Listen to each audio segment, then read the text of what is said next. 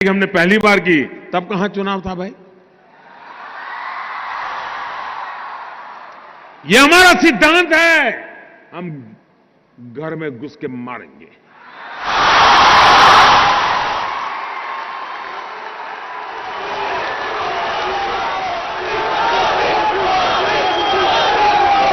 कोई देश ऐसी असहाय अवस्था में नहीं रह सकता है। 40 साल से आतंकवाद हिंदुस्तान के सीनों में गोलियां दाग रहा है जी। भारत मां की सीने में गोलियां दागी जा रही है, बम धमाके किए जा रहे हैं, निर्दोषों को मारा जा रहा है। लेकिन वोट बैंक की राजनीति में डूबे हुए लोग कदम उठाने से डरते हैं।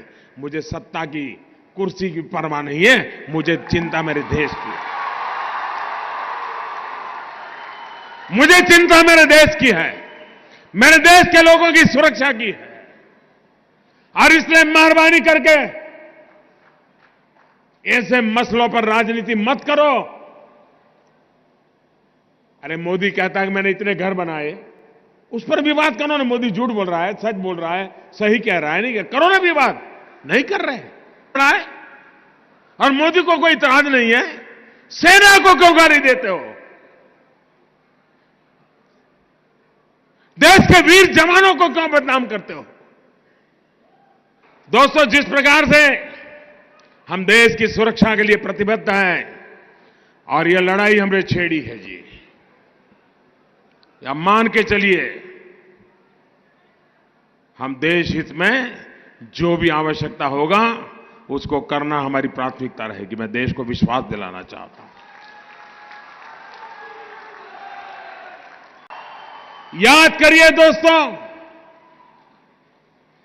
इस सिविल अस्पताल में क्या हुआ था? यह अस्पताल इंसान को जिंदगी देता है और राक्षसों ने, मैं जब यहां मुख्यमंत्री था, इसी सिविल अस्पताल में बम धमाके किए थे और निर्दोष लोगों को मौत के घाट उतार दिया था। याद है कि नहीं है?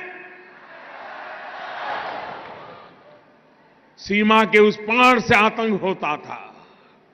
क्या उस समय दिल्ली में बैठे हुए लोगों का दायित्व नहीं था कि हिसाब चुकता करे? भाइयों बहनों, ऐसे ऐसे चीजें मेरे दिल में पड़ी हुई है।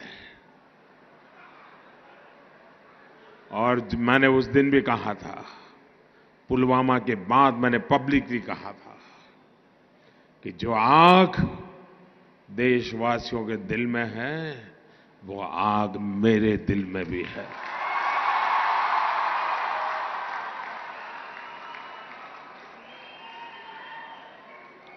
अगर उस समय सरकार में दम होता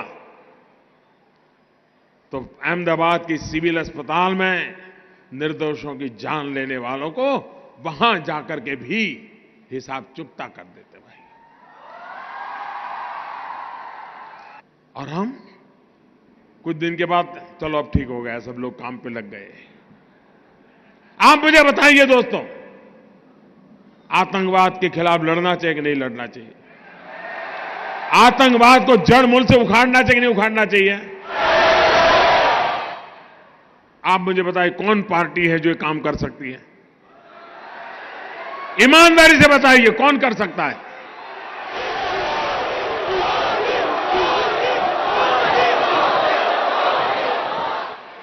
हम एक तरफ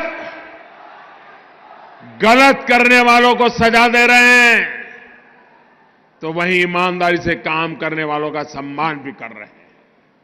और भाइयों बहनों, मैं आज अहमदाबाद की धरती पर आया हूं और सिविल अस्पताल में आया हूं तो वो दृश्य मैं भूल नहीं सकता हूं। और इसलिए मैं आपको कहना चाहूंगा, 7वें पाताल में होंगे उनको भी मैं छोड़ने वाला नहीं हूं।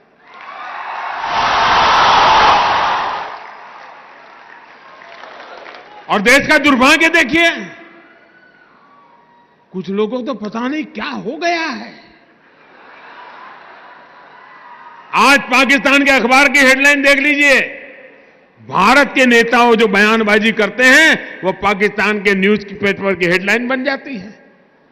ऐसे नेता ऐसी बातें करते हो जो पाकिस्तान के टीवी पर दिखा रहा है, पाकिस्तान की पार्लियामेंट में चर्चा हो रही है। क्या ये देश हित का काम है क्या?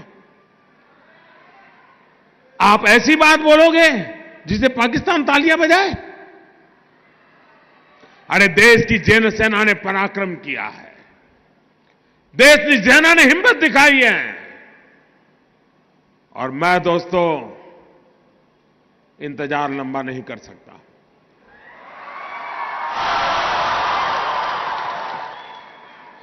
चुन चुन करके हिसाब लेना ये मेरी फितरत है।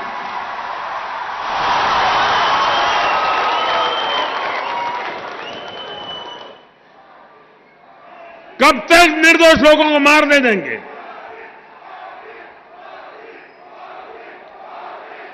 आपको हमारे देश की सेना पर भरोसा है?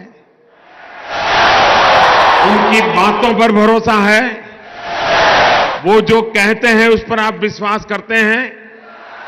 सेना जो कहे उस पर मुझे विश्वास करना चाहिए, सेना जो कहे उसको मुझे मानना चाहिए। लेकिन कुछ लोग हैं जिनको सेना की बात भी पसंद नहीं थी। अरे मोदी की बात मत मानो भाई, मैं नहीं कहता हूं मेरी बात मानो, कम से कम सेना पर तो अविश्वास मत करो। उनके पराक्रम पर तो दाग मत लगाओ। वो जान की बाजी लगा करके खेलता है, वो देश के लिए मर मिटने के लिए निकलता है और सफल होकर के आता है, तो आपकी नींद हराम हो जा रही है।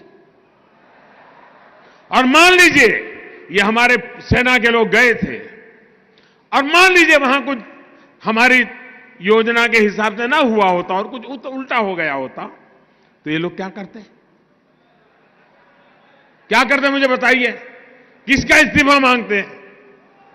किसका इस्तीफा मांगते? क्यों भाई? मतलब राजनीति आप कर रहे हो, अब सफल हो गए तो चिल्ला रहे हैं कि मोदी ने तो आर्मी का नाम ही नहीं देना चाहिए, जय जवान जय किसान भी नहीं बोलना चाहिए। क्या देश की सेना के जवानों का गौरव करना चाहिए कि नहीं करना चाहिए? उनका सम्मान करना चाहिए कि नहीं करना चाहिए? लेकिन इनके पेट में दर्द हो रहा है।